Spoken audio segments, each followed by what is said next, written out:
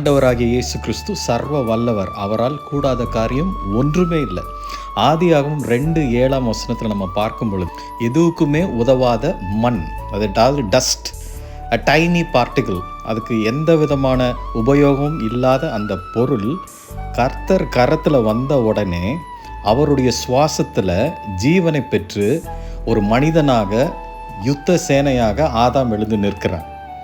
அப்போது கர்த்தரால் கூடாத காரியம் ஒன்றுமே கிடையாது.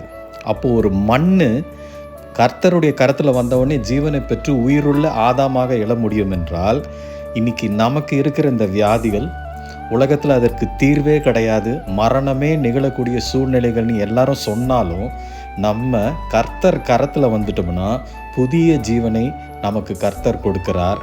கர்த்தர் நம்மோடு இருந்து பெரிய காரியங்களை செய்கிறார். அப்போ அவர் கரத்தில் அடங்கி இருந்தோம்னா நிச்சயமாக நமக்கு சுகம் உண்டு, பலம் உண்டு, ஆசீர்வாதம் உண்டு.